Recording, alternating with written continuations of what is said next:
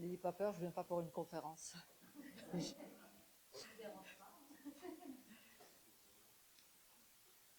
Vous l'avez appris hier, notre président ne peut malheureusement pas être des nôtres pour raisons familiales.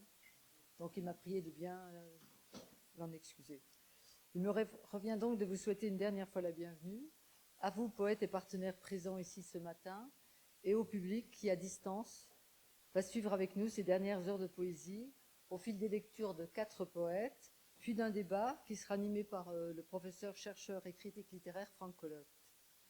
Après la soirée d'ouverture inédite dans le bel espace du Cello à Esperange et le merveilleux marathon poétique vécu hier soir à l'Abbaye, nous voici donc arrivés au dernier acte de ce festival du Printemps des Poètes, dans cette belle galerie où André Simoncini, galeriste, mais aussi poète, il a publié une dizaine de recueils, et éditeur, nous accueille fidèlement depuis sa première édition. Depuis près de 4 décennies, cet amoureux des mots mis sur les échanges, construit des passerelles, fait se rencontrer artistes et poètes. Merci André. Cette 14e édition du Festival du Printemps des Poètes, je vous disais hier, et il me plaît de le redire puisque Maxime est là, le responsable du centre catalan m'avait soufflé qu'en Catalogne, à la fin du 19e et début du 20e, on ne disait pas automne, mais printemps de l'hiver. Je trouve ça magnifique.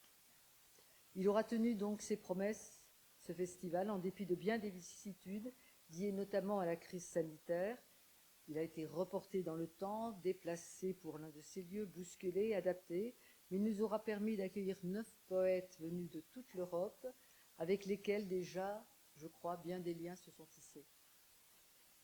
9 poètes qui nous ont montré combien les voix poétiques peuvent varier, combien la poésie nous aide à vivre en harmonie avec le monde et nous retrouver en communion avec les autres. Ces mots magnifiques, je les emprunte à Habib Tangour. Ils sont parus il y a quelques jours dans Liberté Algérie. Il écrit « Elle est pour moi ce qui fonde l'être, ce qui l'assure dans son existence et l'ouvre à l'inconnu, non pas en le lui dévoilant, mais en le lui faisant pressentir, tout en demeurant inconnu. » Alors, on va vous écouter.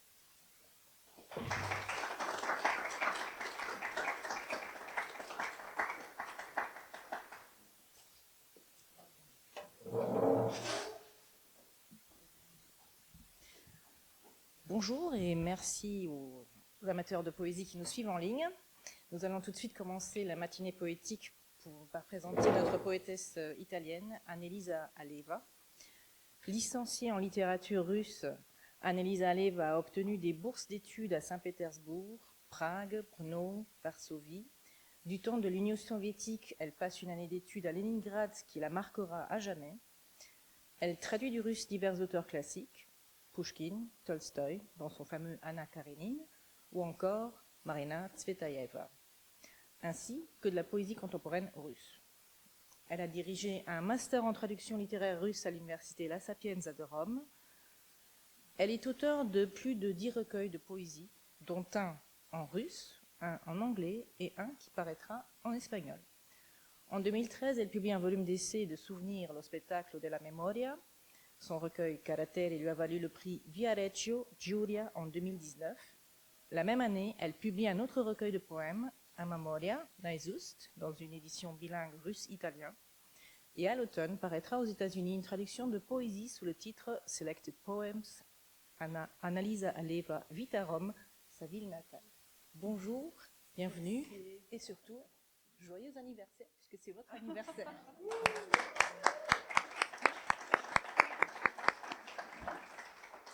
Merci Sonia. Grazie.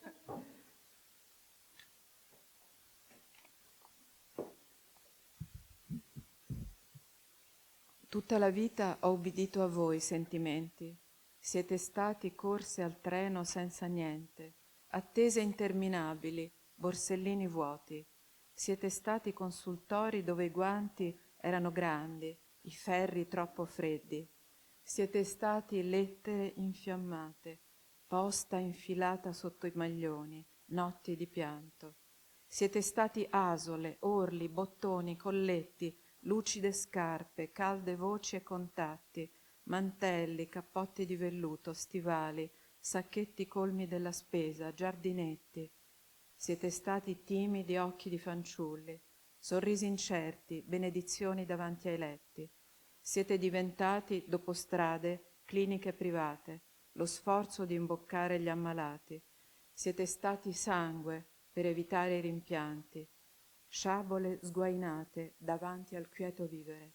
Avete urlato no davanti ai compromessi. Davanti all'avvocato vi siete alzati all'ingresso.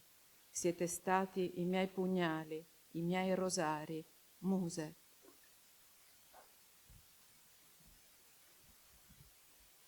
Toute la vie, c'est à vous que j'ai obéi, sentiment. Vous avez été des courses derrière un train pour rien, des attentes interminables, des porte-monnaies vides. Vous avez été des dispensaires où les gants étaient froids et les forceps trop grands. Vous avez été des lettres enflammées, du courrier enfilé sous les chandails, des nuits à pleurer. Vous avez été des boutonnières, des ourlets, des boutons, des cols, des chaussures cirées, des voix chaudes et des contacts, des capes, des manteaux de velours, des bottes, des sacs remplis de courses, des jardins publics. Vous avez été de timides yeux de jeunes gens, des sourires incertains, des bénédictions devant les lits. Vous êtes devenus, après du chemin des cliniques privées, l'effort de nourrir les malades à la cuillère. Vous avez été du sang pour éviter les regrets, des sabres dégainés devant le qui-vivre. Vous avez hurlé non devant les compromis, devant l'avocat, vous vous êtes levé à l'entrée. Vous avez été mes poignards, mes rosaires, Musk.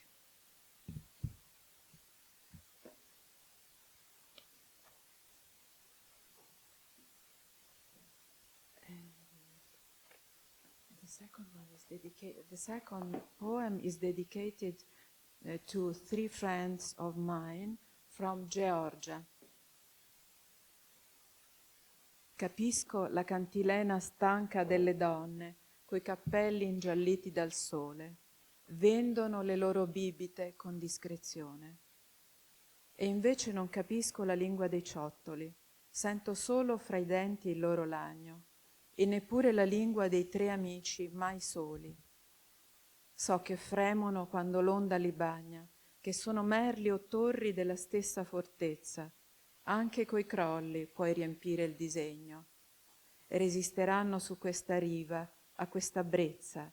Tirane uno, si depositerà poco oltre, che nessuno li toccherà, solo la carezza. Che sono legati, senza nodi a stringerli, non puoi vedere nessuna rete. Se ami uno, anche gli altri, e se uno ti ama, anche gli altri te.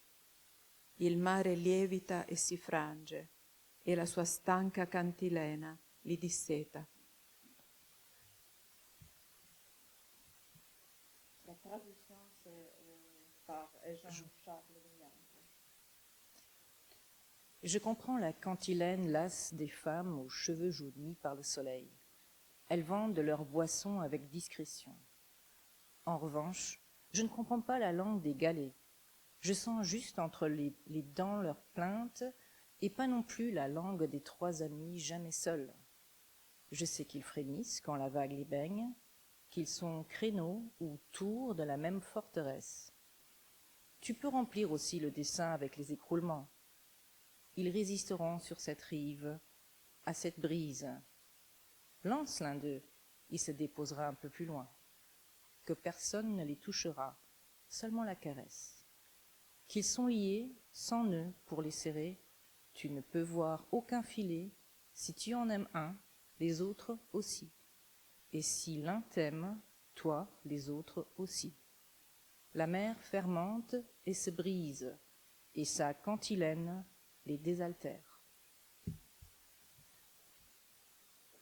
The last one, its title is The Birthday. I wrote it quite many years ago.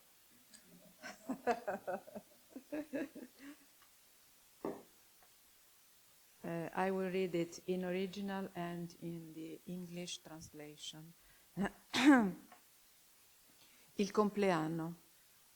È passato qualche anno da quando io soffiavo d'un fiato sulle candeline accese, con le guance gonfie di un respiro, che il giorno di Natale bastava a recitare una poesia. Ora le strofe sono cresciute e le rime si confondono come frange stinte di un tappeto. La vita volge al pomeriggio, se t'affacci allo specchio sul viso si allungano le ombre. Sul ciglio dei discorsi brilla l'ironia, ma la risata scopre i denti, salvi dal cinismo. Sei rassegnato al tempo, come il compratore di fronte all'aumento della farina. 29 anni, un anatema, l'età dei fantasmi preferiti di Cavafis. 29, sotto l'amido delle lenzuola, il materasso conta 23 ombelichi.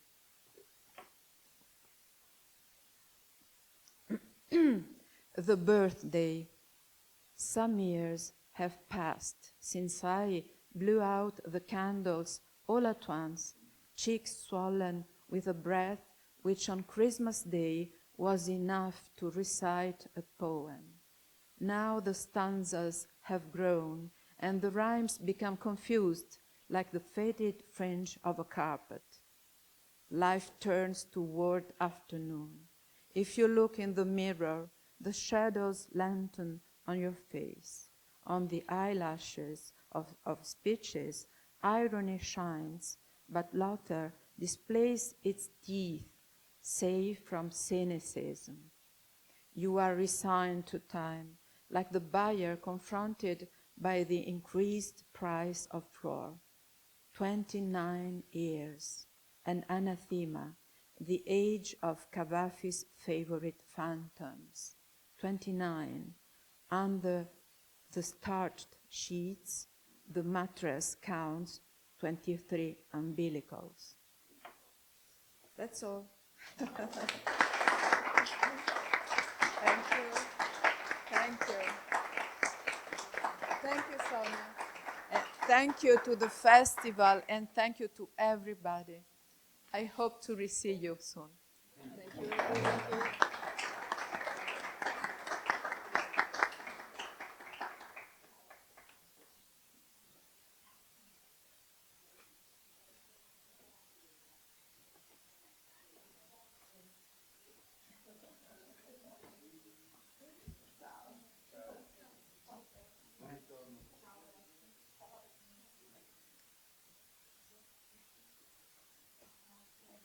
Voilà, comme vous avez pu voir, Annelise a été la première parce qu'elle devait prendre son avion, donc elle vient de nous quitter. Nous allons continuer par Rim Batal, que j'invite ici devant, s'il vous plaît. Très bien. Pendant ce temps, je vais vous présenter. Née à Casablanca en 1987, Rim Batal s'établit à Paris en 2013, où elle vit et travaille. Elle étudie la photographie à l'Institut supérieur de l'information et de la communication de Rabat et se forme au journalisme. Actuellement, elle enseigne le photojournalisme à l'École supérieure de journalisme de Paris. Poète et artiste, Rim Batal propose un nouveau modèle de femme de femmes, d'amour et de corps politique à travers les mots, la performance et les arts visuels. Elle est membre du directoire du Bordel de la Poésie, un cabaret immersif de poésie contemporaine dont le concept est né à New York en 2012. En 2018, elle initie et organise la Biennale intime de poésie pour soulever la question de la rémunération des femmes auteurs de poésie. Et je pense que le Bordel de la Poésie, vous allez le représenter au marché de la poésie, c'est comme ça? Oui, tout à fait. Voilà. Rim Batal a publié nombre de recueils de poésie, parmi lesquels figurent les quatrains de l'All Inclusive chez le Castor Astral, qui est paru cette année, et L'eau du bain, édition Supernova. On vous accueille donc avec grand plaisir. Et je vous laisse la parole. Merci Sonia. Alors, je vais vous lire quelques poèmes qui sont parus dans mon premier livre, 20 poèmes et des poussières, aux éditions Lanskin. Ainsi que quelques inédits qui font partie d'un ensemble qui s'appelle Embrasser avec la langue et dont certains textes paraîtront dans une anthologie personnelle qui sera publiée au Castor Astral en février prochain. Dada, là, là, oui, oui, nounou. Lolo. Elle avait les plus gros lolos du monde, les plus longs cheveux de la ville et un énorme grain de beauté sous l'œil gauche. Presque un troisième œil, et malgré cela, elle était myope. Nous l'appelions Dada, je ne sais pourquoi. Enfin si sans doute parce que son visage faisait fi de tout esthétisme. Un jour, avec ma sœur, nous l'avions maquillée avec les produits chers de maman qui était furieuse. Le peuple n'a pas droit à Dior. Moi, je l'aimais bien, ma Dada au gros lolo. Avec elle, pour la première fois, j'ai regardé du porno. On a bu du coca, on a ri, on a fait « Oh !» En vrai, elle s'appelait Zohra, tout comme la planète Vénus, ma Dada au gros lolo qui n'est plus là.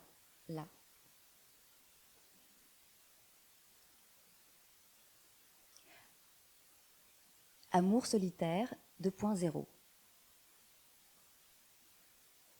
Toutes les nuits, cet hiver, les doigts couverts de meurtrissures, nous déposions des baisers à la sauvette sur les commissures du clavier. Alt commande Q. Ainsi nous faisions l'amour, chacun de son côté. et les fenêtres claquées sur les écrans interposés.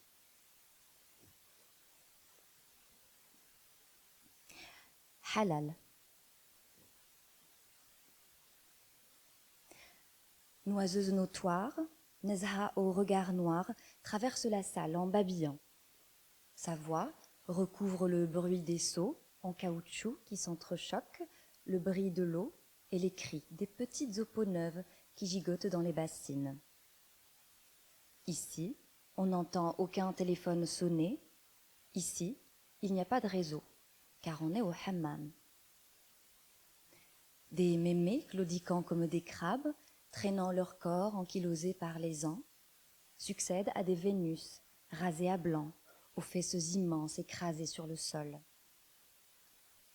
Une madone, au dos exsangue, dans la bleue lumière d'une vitre teinte, me guigne lorsque, molle, allongée sur le ventre, je regarde une femme enceinte. Elle, qui ne peut pas faire comme moi, semble pourtant triomphante de son enfant prochain. J'imagine que ce doit être un mâle. Je tends la main et touche ma toison.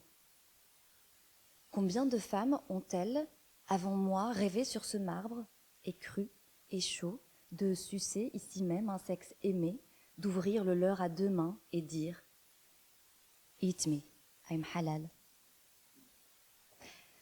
Leurs peaux mortes qui voyagent vers le caniveau et s'y confondent, ont-elles reçu tous ces baisers dont je me vante tant, ont-elles été aimées comme mes lambeaux et tous mes recoins, jusqu'à ce que le cœur batte dans le sexe, jusqu'à ce que le sexe devienne le centre de tout, écrin de l'âme, si cela veut dire quelque chose à quelqu'un.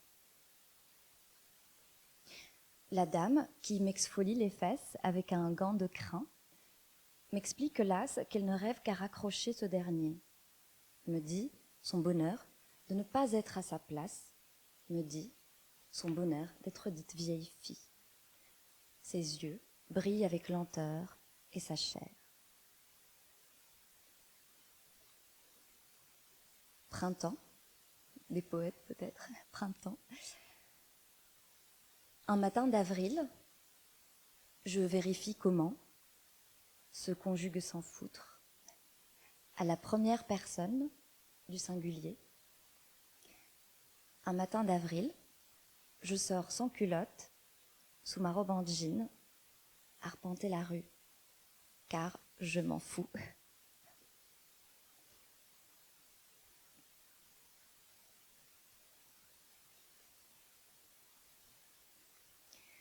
On va finir sur un poème plus chaste. 3 fois rien. Aucune parole ne viendra interrompre les oiseaux ce dimanche. Pas un tressaillement ne dérangera la marche au bord de la mer, ni un regard furtif ouvrir une blessure, la bouche est scellée, ou alors ouverte sur un rire. C'est dans son bras si disposé à accueillir le mien, son bras qui aime la floraison des artichauts, son bras qui épouse ma taille dans la danse quand on ose, dans son bras que je dors et me promène, sereine et sans question, sans qu'aucune faiblesse ne me fasse raconter des salades. La nuque est détendue, le visage démaquillé, le corps garde pour le poème le désir qu'il remue. La nuit sera longue et sans passion, et ce poème sera sans rime, mais avec gentillesse et vertu. Merci à vous.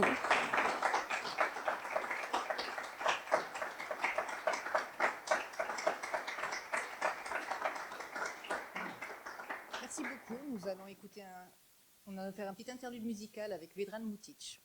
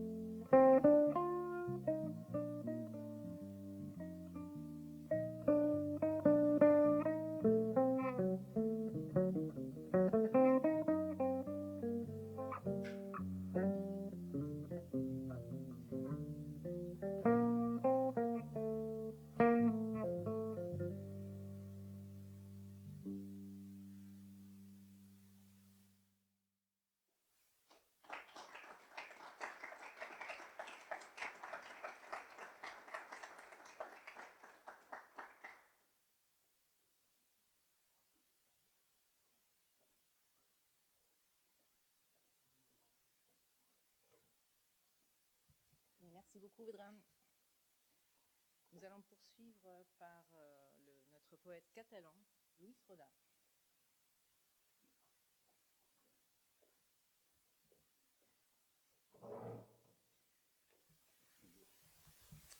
Je vais vous présenter brièvement. Luis Roda est également romancier, essayiste et critique littéraire, en plus d'être poète. Parmi les nombreux prix littéraires qui lui ont été remis, citons le prix Vicente Andrés Esteles en 1989 pour Sombre la Mada, le prix de la critique des écrivains de la ville de Valence en 1999 pour Buirac d'Amor, ou encore le prix des Jocs Florales à Barcelone pour l'ouvrage Nadir en 2010, à l'occasion duquel il est nommé poète de la ville. Il est référencé en tant que poète dans l'anthologie In the Shape of a Human Body, I Am Visiting the Earth, Max Sweeney's 2017. En 2018, Poetry International a sélectionné son poème The Poet Said to His Soul à l'occasion du World Poetry Day. Enfin, il est encore co-auteur d'un spectacle de jazz et de poésie qui s'appelle Jazz, créé par David Pastor et lui-même.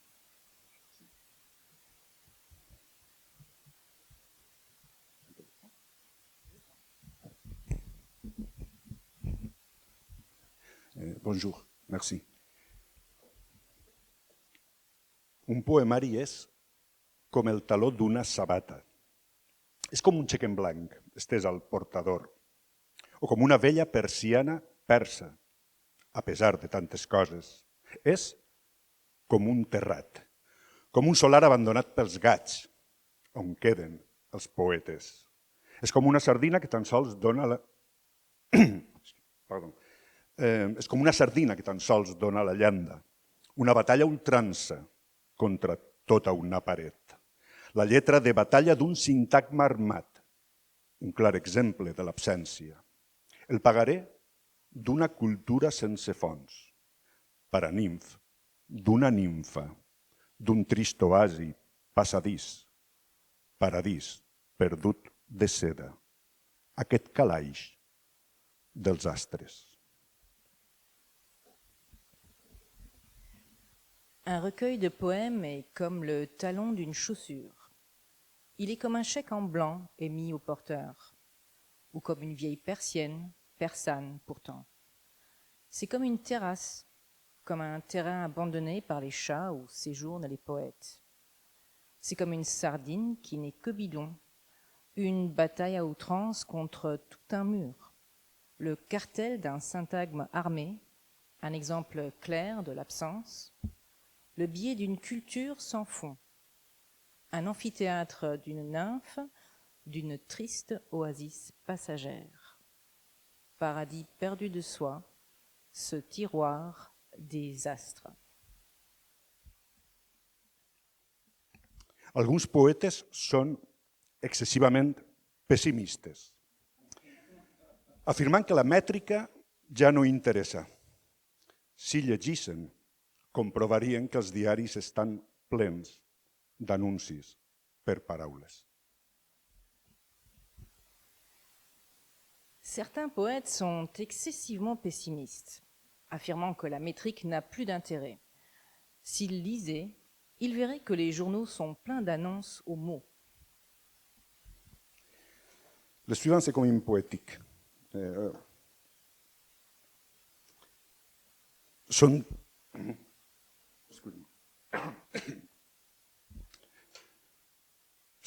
de paper les flors de les alèxies.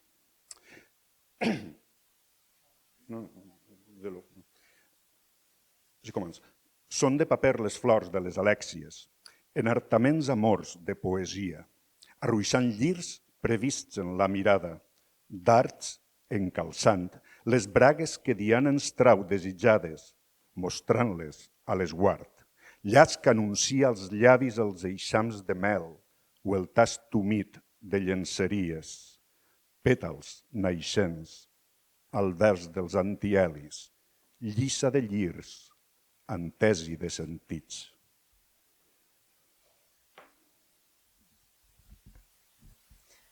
Autres, elles sont en papier les fleurs des Alexis, envoûtement d'amour, de poésie, arrosant iris prévu dans le regard, flèches qui chassent les culottes que Diane nous enlève, désirées en les montrant à l'œil, nœuds qui annoncent aux lèvres les essaims de miel ou le goût humide de lingerie, pétales naissants des ovaires, des antélies, lys de lys, anthèse de sens.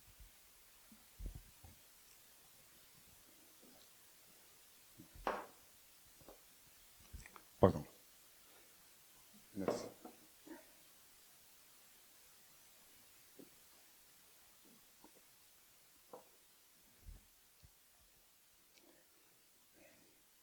Com un coet en la nit, que tot ho il·lumina i dura un instant. Recorre la foscor, esdevé no res, l'amor. Sols un moment que dura la vida. Perdut per l'embut del temps, l'embull de l'ànima, apenes existir. Com la bellesa que la bellesa recorda.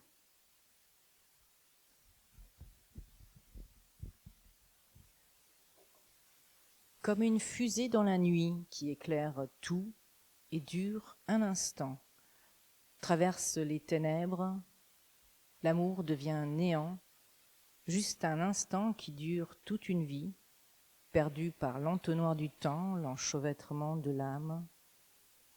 Il exista à peine, comme la beauté, dont la vieillesse se souvient.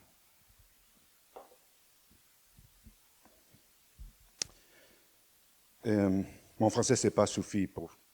J'ai un poème en anglais que je vais le lire directement pour ne le faire. Je préfère que le lire tout en catalan, parce qu'il est un peu long. Excusez-moi. In English.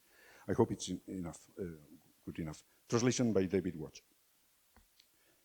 The hours are born dead, and we've been our children still alive.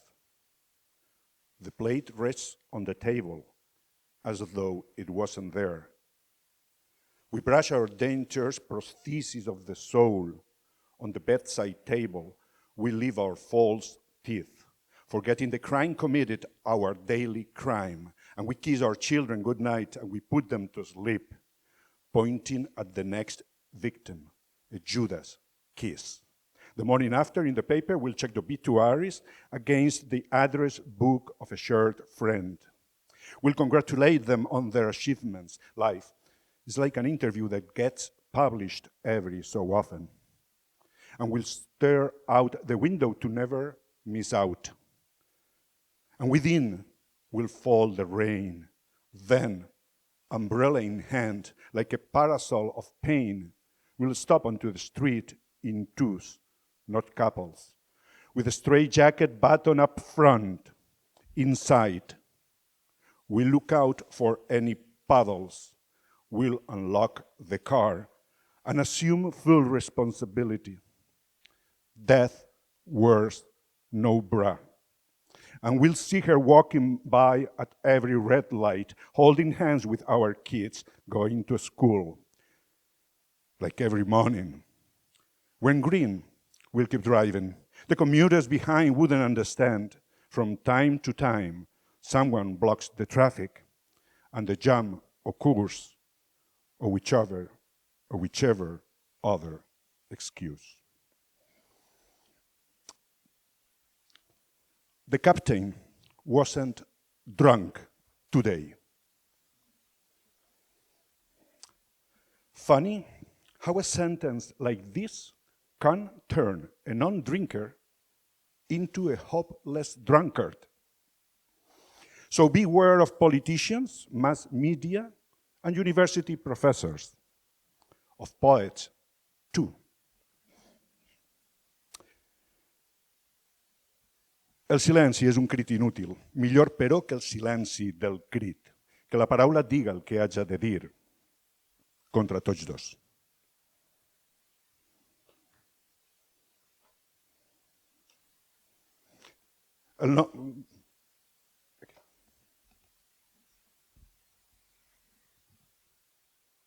Le silence est un cri inutile, mieux cependant que le silence du cri. Laisse le mot dire ce qu'il a à dire contre les deux. El nombre de poetes suïcides supera de molt el de qualsevol altre grup, cosa que el converteix en un dels oficis més perillosos, a més de pitjor pagats.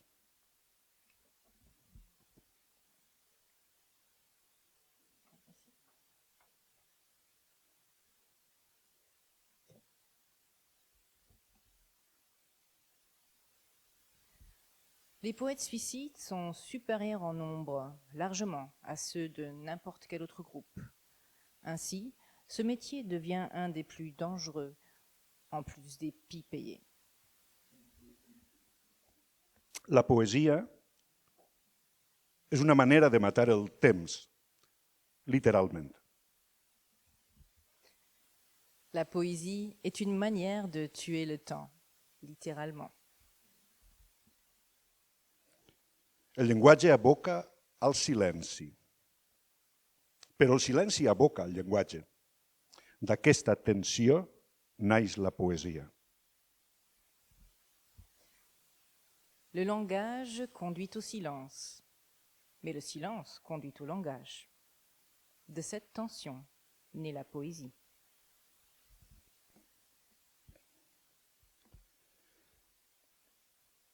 Quiquiriquic, vaig celebrar la teua joventut esplèndida, com un matí radiant, quàl·libet, i com un quixot errat sense tu, i destriant el gegant de la palla, m'he topat amb la pala, les aspes del destí, com un enorme jardí la manxa, que Déu m'ha preferit, que d'aquest colp nisc guanyador, que l'amor transformat en dolor no fa mal, que una vegada quitat, jo no et desitge cap mal, que he topat amb la fortuna que puja i baixa i mai no resta i sempre suma.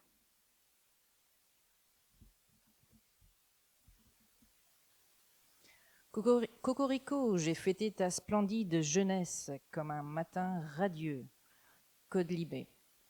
Et comme un quichotte, j'ai erré sans toi, et en discernant le géant de la paille, je suis tombé sur la pelle, les ailes du destin. Comme un immense jardin, la Manche, que Dieu m'a préférée, que de ce coup j'en suis sorti vainqueur, que l'amour transformé en douleur ne fait pas mal, qu'une fois quitte, je ne te souhaite aucun mal, que j'ai tombé sur la fortune qui monte et descend et elle ne soustrait jamais et additionne toujours. Merci. Je vais lire 2 en plus. Digué el poeta a la seva ànima: estic cansat de xafar de peus a terra. Voldria enllaçar 2 núvols qualsevol i fer-ne un de sol i baixar allà dalt relliscant ben amunt fins on tu ets, d'allí d'on sou les ànimes, d'on mai no me n'he anat. I amb aquests llençols de núvols blancs nugats, com un cordó umbilical, deixar-me llenegar, deixar de ser-hi sol, fugir dels meus barrots, fugir dels meus antecedents kàrmics o penals, deixar la meua pena, la por que m'empresona i em condemna i em té tancat en la foscor, tota hora vigilat de l'invisible dolor, encadenat a altes parets inexistents, ben meues, als murs més indestructibles i latents de la ment, íntims, gruixuts i inexpugnables, i en aquest racó humit encadenat de vida infiltrada, les rates són benvingudes, m'acompanyen en la meua soledat, amb els seus missatges infectes de tarquim i podridura. Tan llarga i capital és la pena de sentir-te i no trobar-te, de trobar-te i no sentir-te.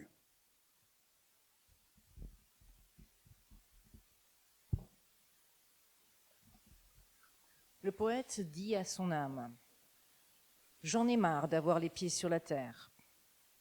Je voudrais lier 2 nuages, n'importe lesquels, et en faire un seul, et descendre au-dessus, glissant bien haut, jusqu'à toi, d'où vous êtes les âmes, d'où je n'en suis jamais allé, et avec ces draps de nuages blancs noyés comme un cordon ombilical, laisse-moi glisser, finir d'y être seul, fuir mes barreaux, fuir mon passé, karmique ou criminel, laisser mon chagrin, la peur qui m'emprisonne et me condamne et qui m'a enfermé dans l'obscurité, toujours à l'affût des douleurs invisibles, enchaîné à de hauts murs inexistants, bien à moi, aux murs les plus indestructibles et latents de l'esprit, intime, épais et imprenable.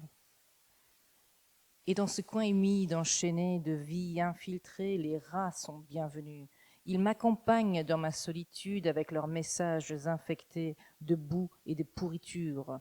Si longue et capitale est la peine de te sentir et ne pas te trouver, et de te trouver et ne pas te sentir.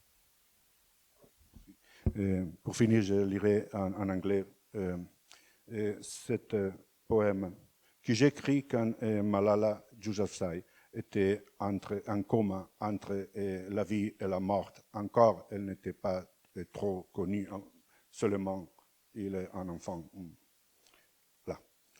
Malala Yousafzai, après, on était reconnu pour le prix Nobel de la paix.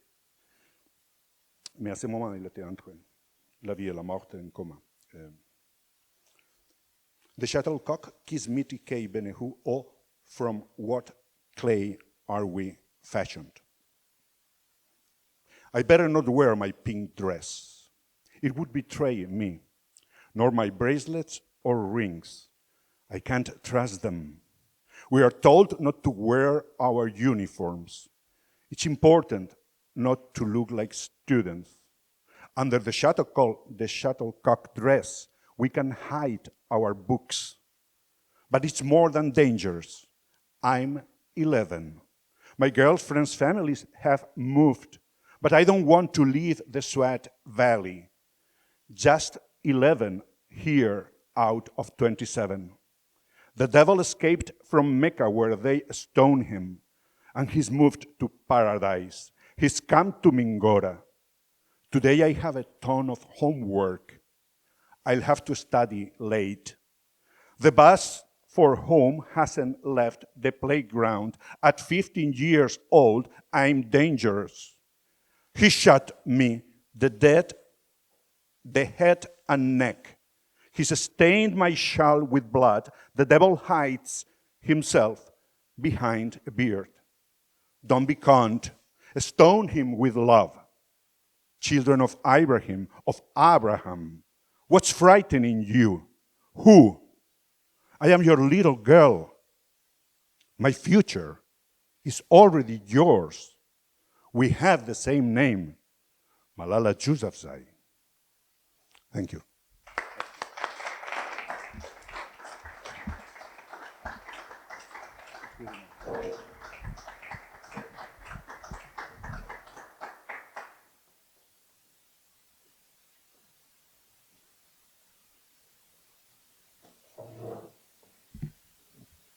Nun darf ich Judith Nicker-Pfeiffer hier herzlich begrüßen. Judith Nicker-Pfeiffer wuchs in Wien und Oberösterreich auf. Sie belegte ein interdisziplinäres Doktoratsstudium der politischen Wissenschaften und der Sprachwissenschaften an der Universität Wien, das sie 2017 abschloss. 2008 beendete sie ihr Studium an der Leondinger Akademie für Literatur. Außerdem war sie Visiting Postgraduate Student an der University of Lancaster und im Jahr 2010 an der University of Edinburgh. Als Autorin schreibt sie Lyrik, Prosa und szenische Texte. Ihre Gedichte wurden in mehr als 10 Sprachen übersetzt. Sein letztes Lyrikband Töxenis wurde 2019 herausgegeben im Horoth Verlag. Judith Nicker-Pfeiffer ist nicht nur eine vielseitige Autorin, sondern auch eine performative, anerkannte Künstlerin, die mit transmedialen Kunstprojekten in der ganzen Welt unterwegs ist. Zurzeit lebt und arbeitet sie in Wien und Berlin. Herzlichen Dank. Merci Sonja, bonjour. Man kann mich hören, ich wechsle auf Deutsch. Excusez-moi, mon français, ma français. Ich spreche nur noch Deutsch. Versprochen. Bunt, Regen, Barsch, Monster, Moräne und Co. Welt übers Wasser, eine Sehnsucht, fährt in die Wiese hinein, in die Menschen, die gestrandet, schwappt an ihren Knöcheln knieaufwärts, so ein Fluten über Picknickdecken und Bikini-Atolle. Die nächste Welle wird tanzbar, die Regentropfen winden sich schon.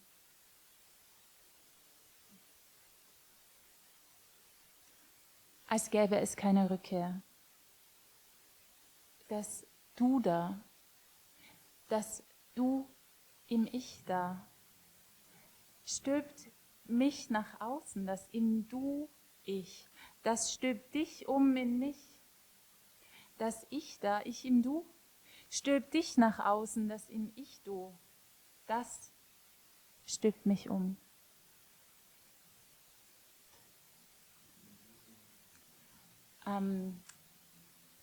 Clubliebe. Am zweiten Tag, den ersten Mut, trinken wir uns.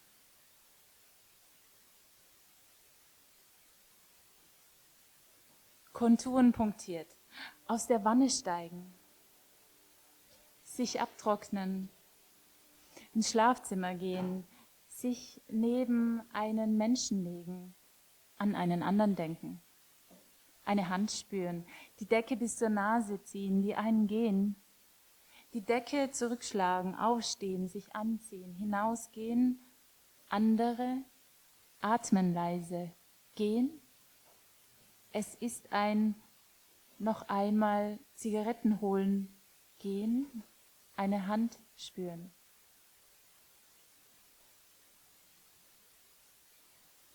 Es wird. Mein Kind, es wackelt und wackelt, es donkt und zippt, mein Kind, es läuft und stürmt und stillt, so still, es streichelt und streicht und schlägt und schreit und weint und tränt, mein Kind.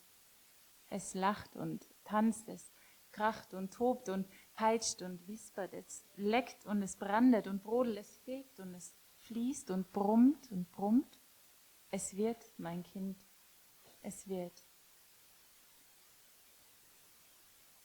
And the last one, das letzte ist auf Deutsch und Französisch. Nichts ist wichtiger. Habe Liebe gefunden, fühlt sich an wie von der Stange, passt.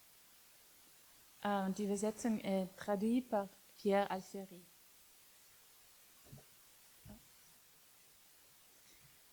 Rien n'est plus important. J'ai trouvé l'amour, on dirait prêt à porter, ça me va. Merci. Bon dimanche.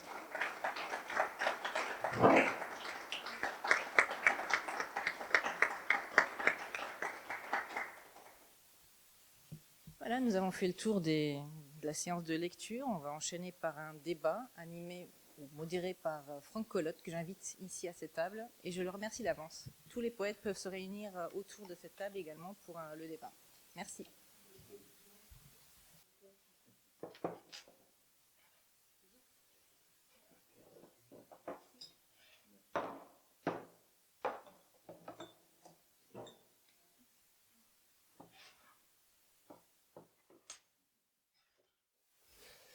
Voilà, donc nous en sommes arrivés au débat de clôture de cette 14e édition du Printemps des Poètes Luxembourg.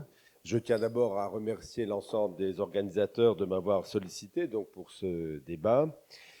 Donc je remercie également notre hôte, André Simoncini, qui nous accueille effectivement fidèlement depuis tant d'années, qui nous accueille poétiquement, artistiquement dans ce très très bel endroit, unique, dirais-je, à Luxembourgville. Je remercie évidemment les poètes présents et le public d'assister donc à cette dernière partie de manifestation. Donc ce débat de clôture de la 14e édition ne se veut pas dogmatique, mais envisagé comme un espace d'exposition de ces idées et d'échange entre acteurs et auteurs du monde poétique. Le regretté Umberto Eco a émis il y a de cela 40 ans environ la théorie du lector in fabula. Voulant dire par là que chaque lecteur a un rôle interprétatif à jouer dans la construction du sens du texte. De même, l'on pourrait dire, s'agissant du débat d'aujourd'hui, lector in poematis, le lecteur, tous azimuts d'ailleurs, dans les poèmes. Rappelons aussi que l'écrivain et philosophe Montaigne disait qu'il fallait voyager, je cite, pour frotter et limer notre cervelle contre celle d'autrui, pour avoir davantage une tête bien faite que bien pleine. C'est donc en quelque sorte à ce voyage de frottement de cervelle poétique que je vous convie maintenant. Voilà, je vais donc profiter de la présence de l'ensemble de ces poètes qui ont des univers, des horizons très différents, qu'on vous a présentés tout à l'heure, auxquels je vais, alors non pas soumettre à la question, ce qui serait une torture, mais soumettre à quelques questions auxquelles ils peuvent répondre donc dans la langue qui leur convient le mieux, que ce soit en français, en anglais, je traduirai également les questions en anglais ou en allemand ou voilà, dans d'autres langues qu'on essaiera de comprendre, voilà, en espéranto, en latin classique, bon, en martien, bon, on essaiera de faire au mieux dans cette Babylone linguistique qu'est le Grand-Duché. Le Printemps des Poètes Luxembourg a été placé cette année sous l'égide de l'expression suivante, l'âme au comble du désir, qui semble à elle seule résumer, pour ainsi dire, toute démarche poétique. Que vous inspire cette définition? En quoi correspond-elle à votre poésie? This year's Printemps des Poètes Luxembourg was played under the edges of the following expression, the soul of the hate of desire, which seems to sum up all poetic approach regarding the author or the reader. Why does this kind of definition inspire in you? How does it correspond to your poetry? Voilà, si vous voulez répondre, vous avez voilà, un micro. Bonjour, je suis dire que je suis contente d'être ici. Et j'ai bien apprécié ce festival qui a apporté une diversité de voix, qui a apporté du public. Et puis, on a tissé, comme disait Françoise, bien d'amitié déjà. Alors, le désir. Le désir, il n'y a pas que le désir corporel, le désir qu'on a un homme pour une femme ou bien un autre désir corporel. Pour moi, le désir, c'est le désir d'être, de se sentir bien vivante. C'est le désir aussi d'une aspiration, d'une élévation. Par exemple, de se sentir parfois une hirondelle qui vole. C'est le désir de voir le jour naître, c'est le désir de voir ma mère à côté de moi saine et sauf. Il y a plein de désirs. Et ma poésie, en fait, rend compte de tous ces désirs qui sont en fait des désirs humains.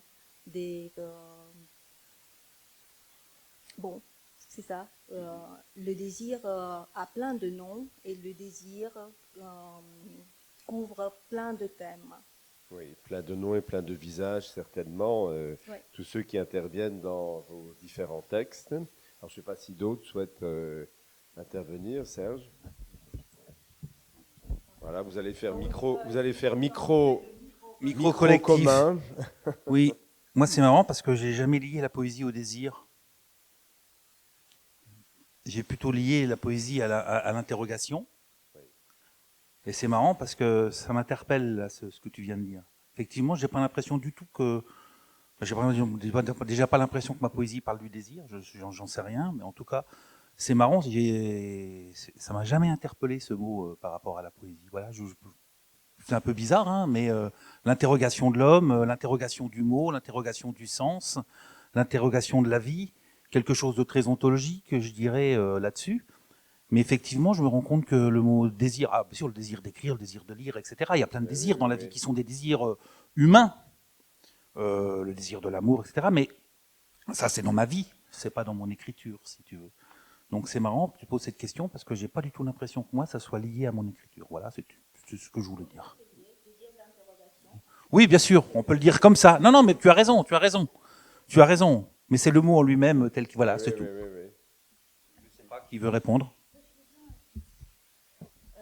Alors, je te rejoins, Serge, sur la question de l'interrogation. Dans ma poésie à moi, il s'agit également d'observation, d'une manière d'être au monde, de se porter, de porter son corps et de regarder. Donc, il s'agit d'un regard. Le désir est au cœur de ma poésie, personnellement. Mais on a l'impression, quand on écoute mes textes, que je parle de désir, que je parle de sexualité, mais je les aborde vraiment d'un point de vue plus politique que sexuel ou sensuel. En revanche, le désir, c'est vraiment le moteur premier de ma démarche, qui me fait écrire, qui me donne envie de me réveiller le matin, ce qui pousse, propulse, nous donne envie de croître, de nous augmenter, d'évoluer et d'appréhender la vie. C'est vraiment une façon de... Pour moi, le désir est vraiment à l'origine d'absolument tout. Pour moi, c'est au début de quand j'ai... excuse mon français. Pour prie, moi, je vous en prie. mais c'est difficile aussi. Pour ce que je veux dire, c'est difficile. Un des poèmes que je lis, j'avais dit les fleurs d'Alexis, the flowers that were for Alexia, when you have no words. And this desire is this need of expression. And then at the last line, at the last verse, au fini, on a dit l'antès de sens. Sens, en catalan, il a deux sens. Le sens de meaning, et le sens les cinq sens que nous avons. Et c'est la forme, et l'antès, c'est le processus d'ouverture de la fleur. Oui. Ils sont des mots très techniques aussi, comme les antieli, qui sont deux sons. To me, pour cette desire to express myself, I've always have had the need to find out whatever words, even from scientific words, technical words, everyday words, even slang. So to me, I don't accept this frustrated desire. Okay. As a poet, I must not. If I get the question right, I totally agree with all of you. Yeah, oui, super. I would say désir pour moi is like the driving life force behind everything that keeps me going and keeps us, all of us going. And yeah, and poetry could be, I don't know if you've heard of H.C. Artman, he's an Austrian poet, and he says that everything could be poetry. It could be a gesture, it could be a rose, it could be a sign with a hand. So I have a very broad definition of poetry. Ok, thank you. Effectivement, je pense aussi que, comme ça vient d'être dit, que c'est un moteur essentiel, alors qu'on y pense ou pas, que ce soit conscient ou non, mais qu'effectivement, elle est à la base de toute démarche d'écriture et qui nous fait, comme vous l'avez très bien dit, avancer, augmenter, etc. Alors, deuxième question à laquelle je souhaiterais vous soumettre. Dans le cadre d'un entretien donc, avec l'écrivaine Cécile Coulon sur les ondes de France Inter, un entretien donc récent, la journaliste Léa Salamé lui a posé la question suivante, basique mais essentielle. Pourquoi avons-nous tant besoin de poésie en 2021 ? Je souhaiterais vous poser cette même question. During an interview with the writer Cécile Coulon on France Inter, the journalist Léa Salamé asked her the following basic but essential question: why do we need poetry so much in 2021? I would like to ask you the same question. Voilà, je ne sais pas si l'un de l'autre... Je crois que la question sous-jacente à ça, c'est la simple question du langage. Je crois que je l'ai expliqué, c'est ce que j'essayais un peu d'expliquer hier soir quand je disais que pour moi la poésie c'était une écriture ontologique qui se mord la queue un peu. Je vais redire un peu ce que j'ai dit hier, mais on est vraiment le seul animal parlant. Non pas à manipuler des concepts, les grands singes, nos cousins dans l'évolution darwinienne le font aussi, mais on est le seul animal capable de parler, par une raison simple du gosier, des cordes vocales, etc., etc. Le fait de manipuler une syntaxe, une grammaire, etc., on interroge le mot qui interroge l'homme, qui interroge le mot, qui interroge l'homme, qui interroge le mot, qui interroge l'homme, etc., etc. Donc je crois que tant que le langage existera et tant qu'il aura toutes ces possibilités, puisque les mots sont pas fiables, ils ne veulent jamais dire ce qu'ils disent, c'est pour ça l'intérêt de la poésie, je crois qu'elle existera toujours, puisque de toute façon, elle sera là pour nous replacer sur notre chemin d'être humain. Donc de toute façon, elle est éternelle, je veux dire, ça c'est évident. Tant qu'il y aura l'homme, le langage, il y aura la poésie.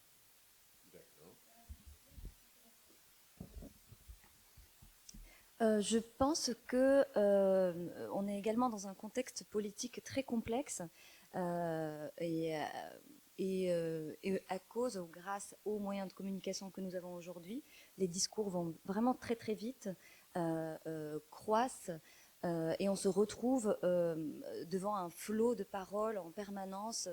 Et pour moi, la poésie est une manière de les appréhender et d'appréhender ces discours-là et de prendre un chemin de traverse, en fait, d'échapper à tout cela et de se retrouver dans un lieu autre, qui est un langage autre, qui nous permet d'exister, qui n'est pas là, qui n'est pas démagogique, qui nous laisse de la place, qui nous permet de réfléchir, qui est sur une autre temporalité.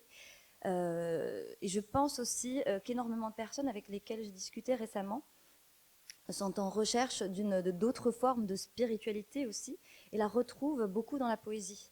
Beaucoup de personnes lisent la poésie et arrivent à trouver entre les lignes une manière de se connecter à autre chose, d'entrer en communion avec d'autres êtres humains et d'autres façons de voir la vie et de vivre tout simplement. Merci. Moi, je pensais que depuis toujours, la poésie est un moyen de s'exprimer, d'exprimer un ressenti et une pensée. d'exprimer comment on se sent dans ce monde, comment on se repère, si l'on est dépaysé ou non, comment on peut s'y intégrer. La poésie est pour moi un moyen existentiel de s'exprimer. Et puis, la poésie, c'est aussi un partage. Parce que lorsqu'on partage avec les autres cet univers, on se sent plus solitaire. Et puis les autres, qui ne font pas de la poésie ou qui le font, puissent se retrouver. Il y a une sorte de liaison d'amitié qui se tisse.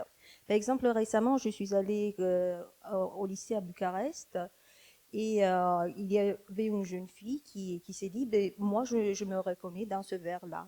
Que tout soit simple, qu'il n'y ait pas de nœuds de douleur, que tout soit simple comme une recette, comme une récipice. Enfin, une recette de, je sais pas, pour une tarte. Alors, elle s'est bien reconnue cela, elle a bien reconnu cela, et c'est alors qu'on partage une expression, un ressenti, une pensée, et on se sent pas tellement seul. D'accord, merci, merci. Je pense que la poésie, toujours, elle parle des choses qui sont très importantes. Hein? Mais la première chose importante, c'est l'estomac. C'est to have the stomach full. So for the readers, first is after they have that. But people that have their stomachs very big, like me, right?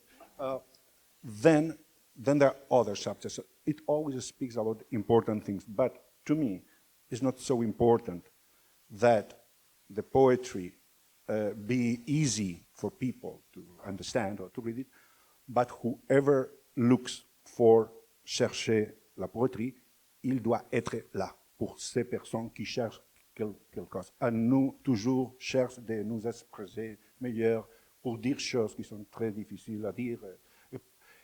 And the question, because you asked the why now, it seems is more popular, or more, because there's more need for communication. People feel like they need to communicate, and we can make it that easily, and then they will not feel satisfied, or we can make it difficult. The reader must, I believe, they must make an effort.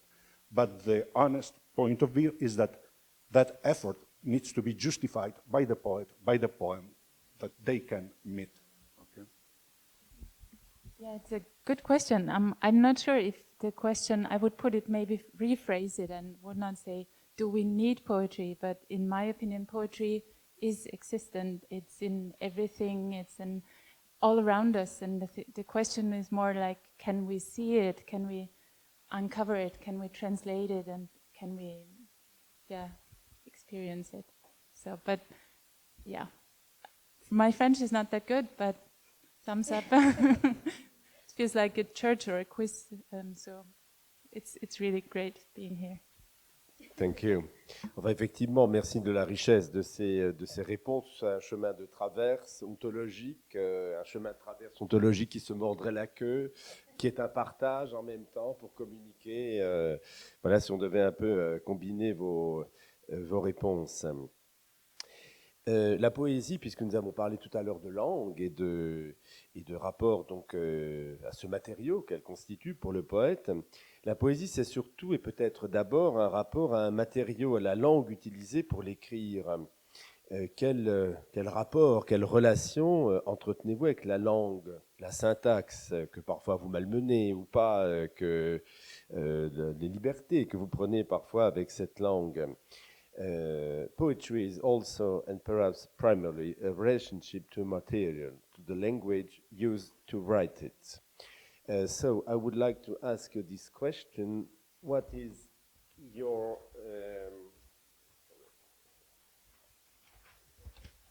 relationship with language and syntax? Could you give me some examples, if you want? Serge. Non, moi j'ai plutôt plein de choses à dire alors. Non mais vas-y, on va changer un peu. Alors, je vais commencer moi. D'accord. Pour moi, le langage, bon, ça vient tout de suite parce que c'est tout à fait le poème en prose, mais avec un basculement surréaliste. Donc, il y a aussi, si vous voulez, des juxtapositions surréalistes, des surprenantes. Il y a aussi un cliché de film. Il y a aussi des images. Il n'y a pas juste que le langage. Et le matériel, c'est pas que la langue, parce que pour moi, il y a des poèmes rencontres. J'ai rencontré par exemple une fois une dame sur le quai du métro qui me disait, bah voilà, vous seriez heureusement parce que de nos jours, on voit plus les gens sourire sur le quai du métro ou dans la rue. Et puis elle s'est mise à me raconter comment elle s'est fait une encre contre les gens debout. Ça vient de Salman Rushdie, un des contes de Salman Rushdie, comment elle s'est fait une encre. Et elle s'est mise à me raconter tout ça sur l'expérience personnelle. Et puis, cette rencontre, moi, je l'ai gardée dans un de mes poèmes. Son discours antérieur est passé dans mes poèmes. Alors, il n'y a pas que mon langage que je tords comme je veux. Moi, je suis aussi glaneuse de la parole des autres. Et bon, mon poème, c'est le lieu où j'accueille le plus d'expériences possibles, avec des images, des rencontres des gens, leur langage dans la rue.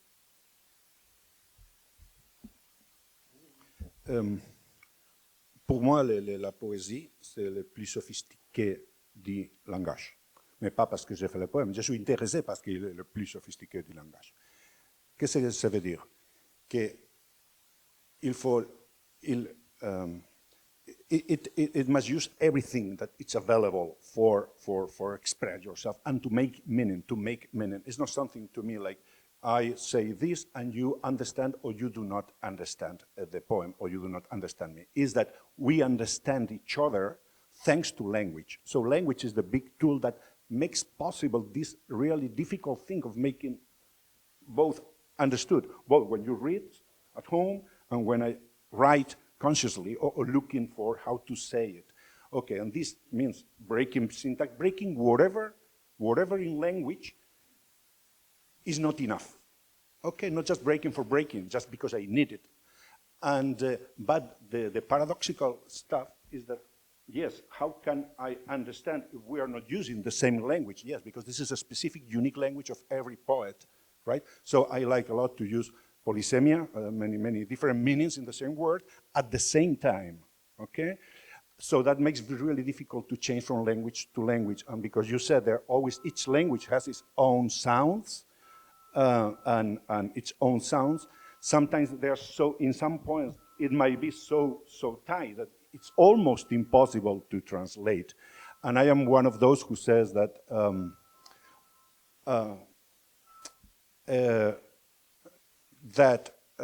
it's paradoxical too, that poetry is where you cannot translate that. But that makes the translator a creator also, of course. Tout à fait, oui. Oui. Moi, je ne crois pas qu'un poète écrive dans une langue. Un poète, il écrit dans sa langue. La langue est un outil. Baudelaire n'écrit pas en français, il écrit en Baudelaire. Il a pris l'outil langue française pour écrire en Baudelaire. Pessoa n'écrit pas en portugais, il a pris l'outil portugais pour écrire en Pessoa. Je crois que c'est ça surtout ce qui est intéressant chez un poète. C'est qu'il se sert d'un outil qui est une langue dans laquelle il est à l'aise pour des raisons d'éducation, des raisons de naissance, etc. Mais ce qu'il écrit, c'est lui, c'est ça qui est intéressant. Donc une rime batale écrit en rime batale. Elle n'écrit pas en français. Voilà. Oui. Chacun se forme son idiome personnel avec un matériau appelé langue, effectivement, parfois intraduisible, ce qui fait tout le défi du poète, du traducteur, pardon, qui peut être considéré comme un réécrivain qui réécrit, qui crée.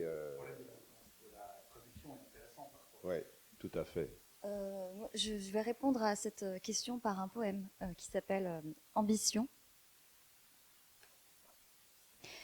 Langage. Que serait-il sans le bègue, sans le moineau qui dislie, entaille? Marcher longtemps, aucune oreille, par les deux culs pour sauver la face. J'en ai bouffé des physalis et des oignons à peine saisis, entièrement vêtus, et piqués même pas. J'en ai avalé des os, pas même exotiques, tièdes, venus à moi, trop mûrs, des fruits trop mûrs, nourris au Roundup. L'on peut dire j'ai fait bombance. À la fin sera gommé le ventre, restera la pupille, humide, étroite, argentée. J'ai essayé de rythmer avec la sonnerie du téléphone. C'est le futur du rap. Merci. C'est une très bonne fin pour sa question. Oui, tout à fait. Yeah, just a side note. To me, every poem is like a praline in itself, and it's you translate it for yourself every time you read it. It's like a new poem, and it's like an own living organism. And yes, I hope that. Pour le praline, ce qui correspondrait aux appétits du lecteur. Tout à fait. Voilà, une bière ou du chocolat. Voilà. Merci. J'ai encore l'une autre question, sans vouloir maintenant être trop long. Mais j'aurais aimé également savoir donc, le rapport que vous pouvez avoir à l'émotion. Ça m'intéresserait. Le rapport que vous pouvez avoir à l'émotion que vous éprouvez, vous, en écrivant, ou l'émotion que peut éprouver le lecteur, cette rencontre d'émotions que représente un poème, parfois de façon inattendue, parfois de façon espérée, peut-être fantasmée, mais voilà, ça m'intéresserait de savoir quel rapport vous entretenez avec cette émotion, oui. Pour moi, le poème est une émotion et elle doit être transmise au lecteur. Mais ce n'est pas n'importe quelle émotion. C'est une émotion qui est filtrée par la sensibilité, par l'intelligence, par lui, par la vue et par la meilleure expression qui puisse transmettre cette émotion. Je dirais que c'est une émotion intelligente et poétique, visuelle. C'est pas l'émotion que nous éprouvons en regardant une telenovela ou je ne sais pas, lors d'un mariage d'un parent ou de ma sœur. C'est une émotion filtrée et qui doit trouver l'expression, le visuel, le plus sensé de transmettre cette émotion, d'atteindre une émotion dans l'autre.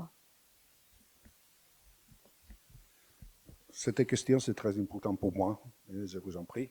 La première chose, c'est de considérer, moi je pense que oui, que les critiques littéraires aussi, ils ont des émotions.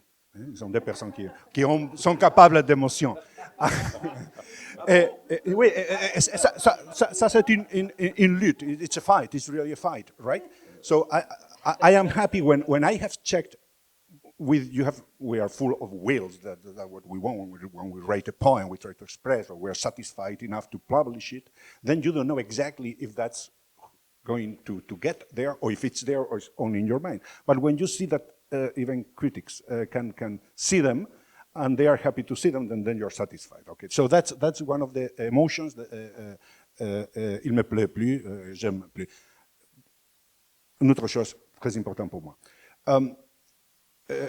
I always look purposely for not always, but almost many times, from the beginning, that the reader won't be comfortable.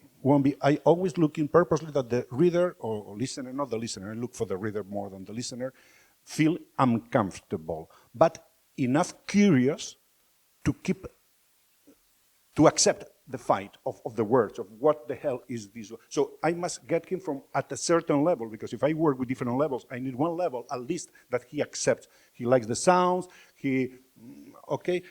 And to me it's very important, the third thing, and last, is that always be a secret in a poem, like that the reader can find, so it's like a hidden, like a game that he finds, and he is not exactly knows if what he has found is there or is not, is in his imagination or is in the poem.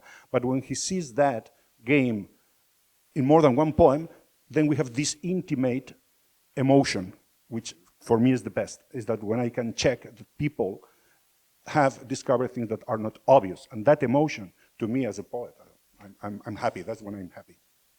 Okay. And can be different, the emotion of that person, of me, but it has been able to get different stages. Je suis d'accord avec mon collègue, j'ai pas grand-chose à dire. Non, mais c'est vrai, ouais.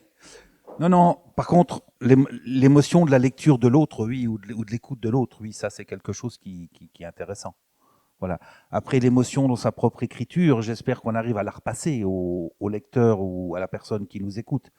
Mais ça, je sais pas, j'ai pas la prétention de dire que j'y réussis, et je pense qu'aucun autour de cette table aura cette prétention-là. Par contre, effectivement, le rapport émotionnel entre l'écoute, entre la lecture, etc., ça c'est fondamental. Autant le désir, tout à l'heure, je savais pas trop, mais l'émotion, oui. Parce que pour moi, un lecteur, une lecteur, ça suffit. Suffit. Pour moi, pour l'effort de faire, une lecteur, ça suffit. The challenge I have is really not having that many readers, but to have, not to lose one. That's to me important. Yes. I was just thinking regarding emotions. This reminded me of my first poetry workshop ever before I started writing poetry. I was invited to take part in a brothel workshop where you start writing, you go into a bordel and then you go around, and the first exercise was we should only see or hear or, I don't know, how do you say, touch the surroundings, and then write what we see or we feel, and the teacher told us that whatever we feel, the reader will feel later on. So if it's really, it will transmit itself somehow. Then we had to refine our poems, and so it was kind of a really observing exercise, and was really interesting. A different bordel than poésie. Je sais pas quoi dire. En fait, j'ai beaucoup de choses à dire sur les émotions en vous entendant répondre. Je pense que c'est une très très vaste question. Il y a plein de niveaux à aborder. Il y a, c'est vrai, cette émotion première qui nous donne peut-être envie d'écrire déjà, de faire cet acte premier de la poésie qui est de formuler. Ensuite, il y a le moment où on écrit ce poème, où on décide de partager cette émotion, où on s'attend à cette traduction qui va être faite de cette émotion-là par la lectrice ou le lecteur, parce que lire finalement c'est toujours un peu traduire, c'est s'approprier, habiter un poème, un texte, mais il y a également aussi cette émotion que l'on ressent et qu'on essaye de transmettre avec son corps quand on lit, quand on performe sa poésie. Donc oui, pour moi la poésie elle est vraiment traversée par différents types d'émotions qui nous débordent et qu'on essaye un peu de maîtriser et qu'on essaye de dompter. Et voilà, mais je pense que il y a beaucoup de choses à dire, mais pas beaucoup de temps, j'imagine. Comme toujours. Mais oui, pour te rejoindre sur cette question du lecteur, de la lectrice, du lectorat, pour moi, toute lectrice, tout lecteur est traducteur, traductrice, et le meilleur lecteur, meilleure lectrice, c'est quelqu'un qui traduit en fait. On ne peut pas rêver meilleure lecture que celle d'une personne qui va traduire, parce que c'est vraiment là que tous les petits cailloux du poème sont soulevés, fouillés, et que oui, plus que peut-être la critique en fait, finalement. Et ça dépend des critiques. Oui.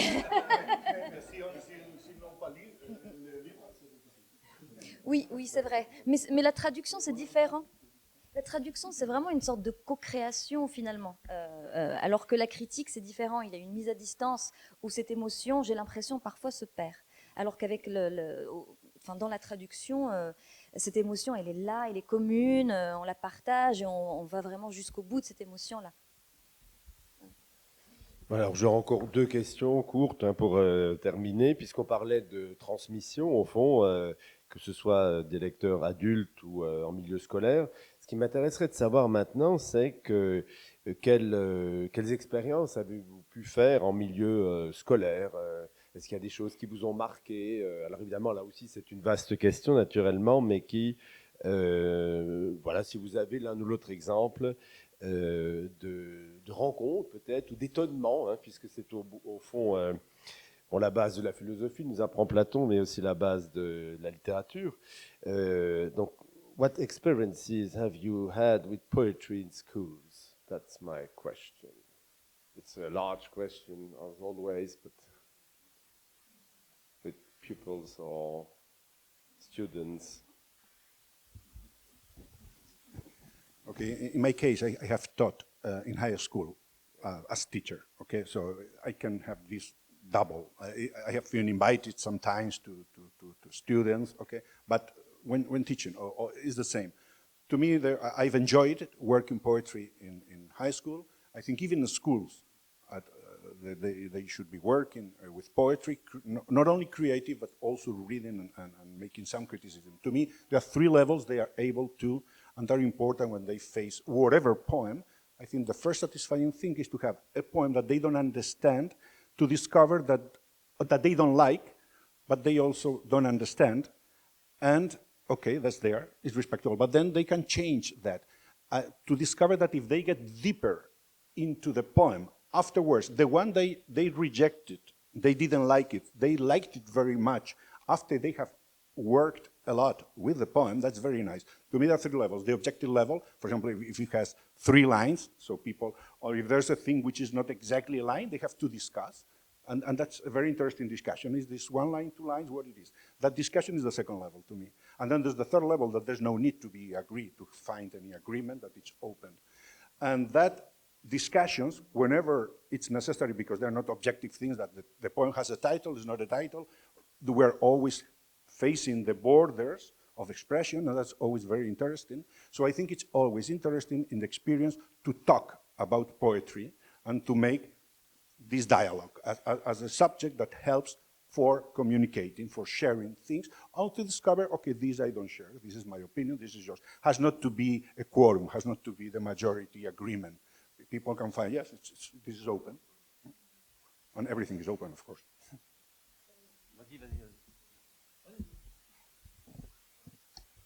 La question de la transmission en poésie s'est posée à moi assez récemment. J'ai toujours un peu esquivé les ateliers d'écriture et finalement, voilà, j'ai accepté quand on m'en a proposé dans des lycées et collèges en France pour des questions financières, tout simplement. Mais et oui, c'est ça. Et en fait, je me suis retrouvée face à une situation un peu paradoxale où on partage un lien vraiment très fort, très particulier avec des personnes qui sont vraiment en demande, parce qu'on peut rencontrer des personnes adultes qui sont dans le rejet parfois de la poésie, qui pensent que la poésie c'est pas pour eux, etc.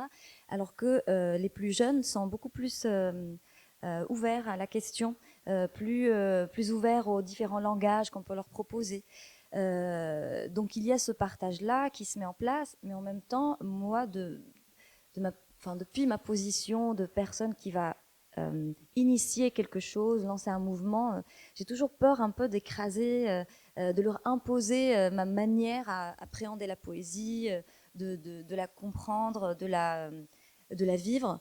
Et je trouve qu'on est vraiment dans un rapport très très fragile où il faut il faut beaucoup de prudence et beaucoup d'amour pour essayer de ne pas abîmer, parce que parfois qu'est-ce qu'un bon poème finalement? Qu'est-ce qu'un poème? On peut être face à une écriture qu'on ne comprend pas, qui est trop nouvelle pour nous, et dire non, réécrit, et en fait abîmer peut-être quelque chose chez cet adolescent ou adolescente qui peut-être se sentira empêché par la suite, qui n'osera plus. Donc c'est vraiment c'est très particulier, mais en même temps c'est nécessaire de le faire. J'ai vu des professeurs qui avaient beaucoup plus d'expérience que moi avec ce public-là, qui étaient mieux outillés que moi, et qui arrivaient à transmettre la poésie d'une manière merveilleuse, et qui arrivaient à susciter cet amour pour la poésie, pour le jeu avec les mots chez leurs élèves, et je trouve ça fabuleux. C'est vrai que c'est un exercice en tant que professeur également d'équilibriste pour faire s'intéresser à, susciter une curiosité, en même temps, comme vous l'avez dit, ne pas écraser toute envie ou, voilà, d'écrire ou de comprendre par soi-même. Oui, moi, je crois que les plus belles rencontres critiques sur ma poésie que j'ai eues, c'est en classe. Dire une fois qu'on a cassé cette putain de barrière là qui est là, parce que c'est le prof qui nous amène, donc on est un peu dans le même statut. Une fois qu'on a réussi à faire comprendre aux élèves que justement on est plutôt de leur côté que du côté de l'autorité.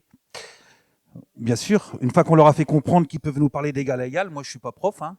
Je suis même pas obligé d'avoir un langage châtié. Je veux dire, si j'ai envie de dire cet enculé de poète de merde, j'ai le droit de le dire dans une classe. Le prof ne peut pas. Moi, je peux en parler. Non, mais bien sûr, je peux, parce que ça fait partie du langage et des choses, etc. Non, mais dans la provocation, il faut. Et une fois qu'on a établi ce rapport-là, moi, j'ai eu des trucs extraordinaires. J'ai des élèves qui m'ont sorti des trucs sur mes poèmes auxquels j'avais jamais pensé et ils avaient raison.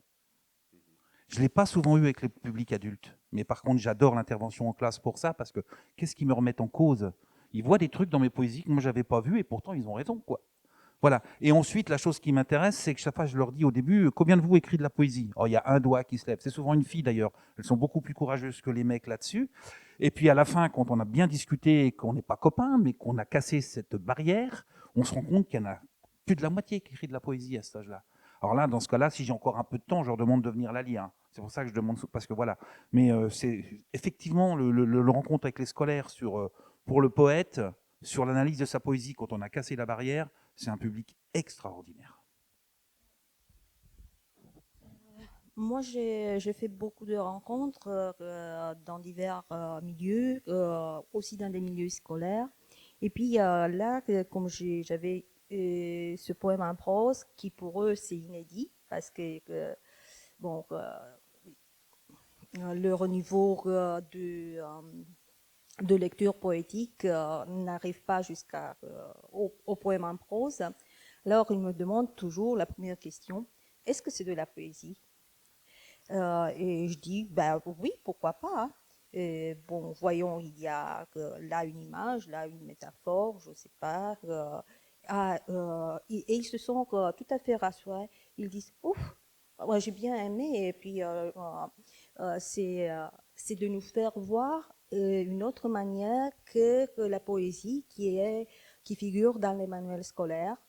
Et puis de voir un langage moderne et des préoccupations modernes et d'autres images qui leur parlent. Et alors j'ai eu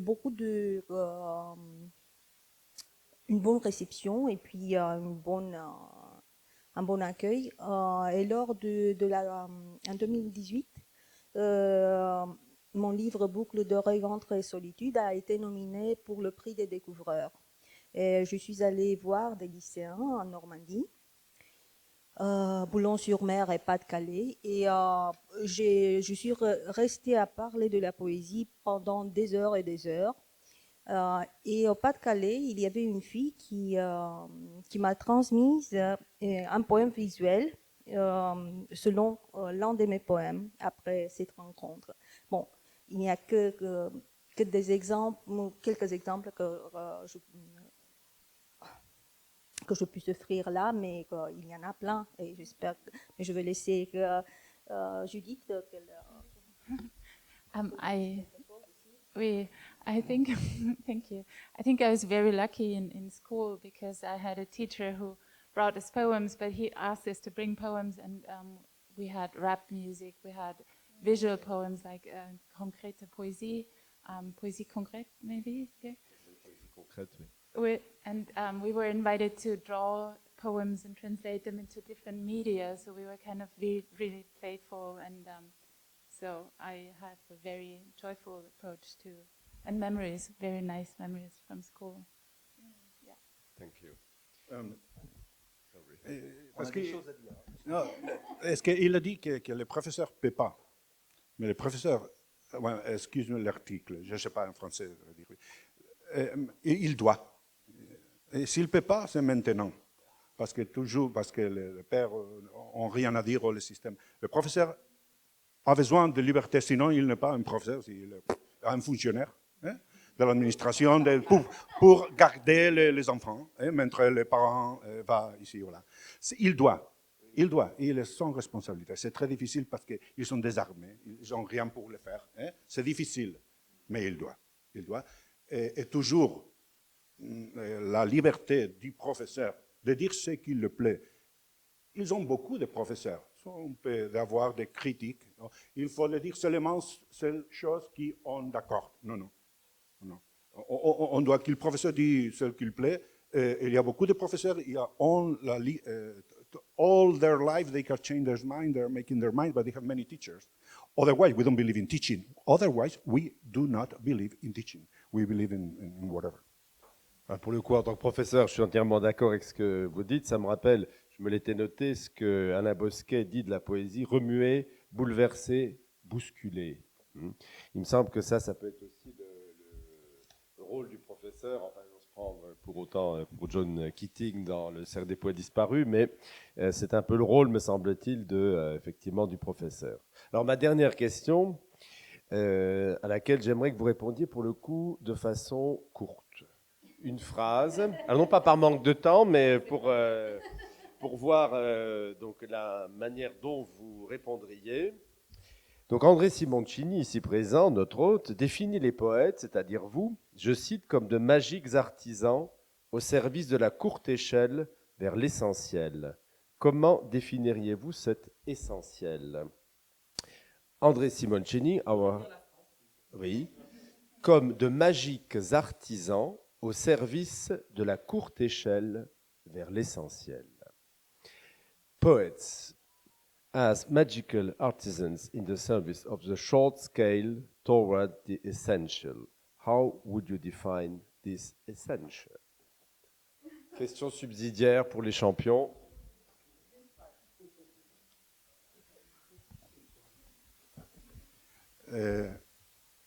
Is the subject of poets the essential? So it's perfect agreement with it. Okay. Moi, je vais vous répondre par un de mes poèmes très courts de 2 lignes. Dire maintenant et ici. Dire maintenant et ici, et que cela acquiert le goût des fruits vermeils. Merci.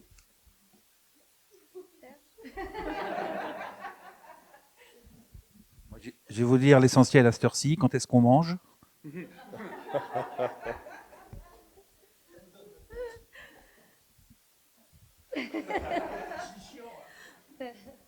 L'essentiel pour moi, c'est de faire corps, être ensemble, vraiment, et habiter notre humanité avant tout.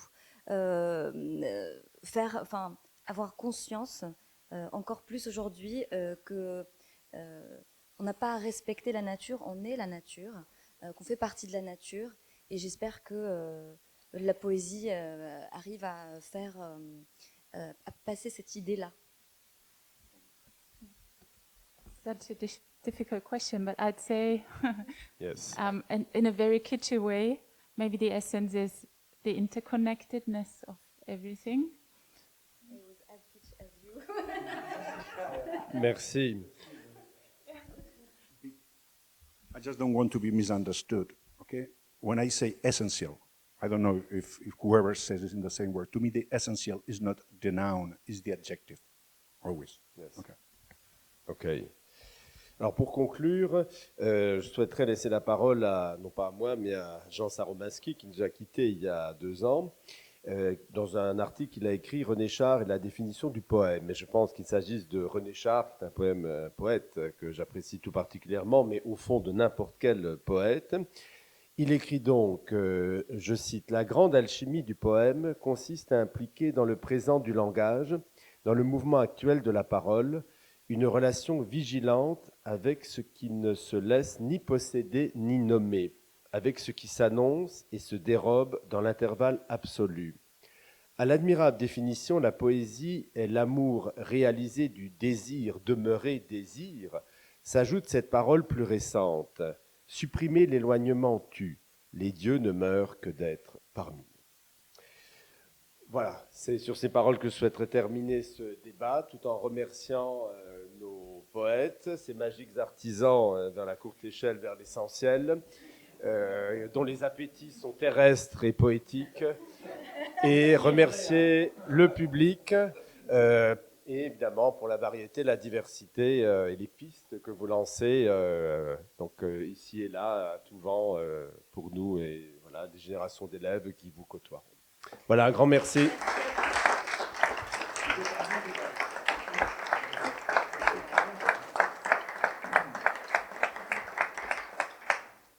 Je crois qu'il faut remercier l'animateur du débat qui visiblement a bousculé parfois les poètes, qui avaient beaucoup de choses à dire et qui seraient restés encore très longtemps avec nous. Merci. Nous le retrouverons au fil des... Bon, ça c'est pour le public luxembourgeois, au fil des mois à venir dans plusieurs manifestations dont nous reparlerons. Alors, puisque vous avez vu que je ne parle pas beaucoup, je sais juste dire merci, donc ça je peux sans texte. Merci aux poètes, merci à l'animateur, merci aux lieux qui nous ont accueillis, le cello, l'administration de Esperange, Neumünster, la galerie. Alors la galerie, je voudrais que vous sachiez quand même que André nous a fait ce décor, c'est pas un joli mot, mais pour nous, avec de grands poètes, Gao Xingyang qui a été prix Nobel en 2000, évidemment avec la haute figure de Dante, dont on fêtait l'anniversaire. Voilà. Par un très grand artiste.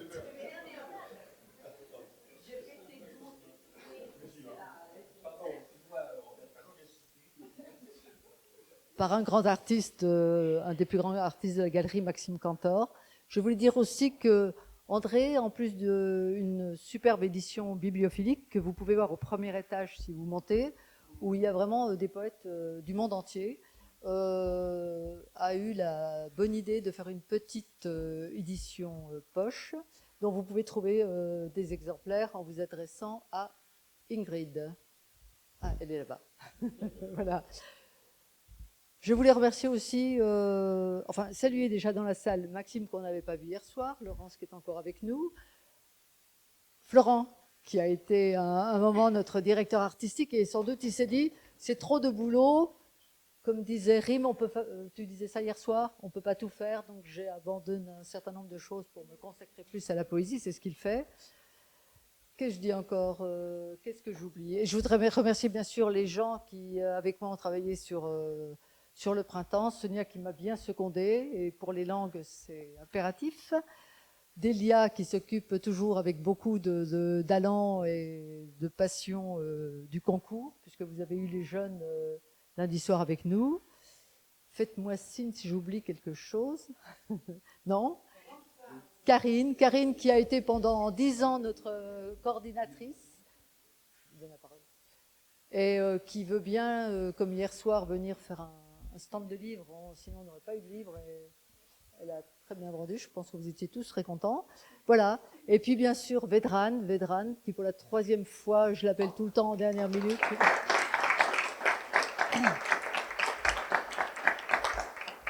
Et qui on va donner 5 minutes pour conclure, après que j'ai dit aussi, ne pas oublier que le ministère nous soutient toujours dans cette grande aventure. Merci.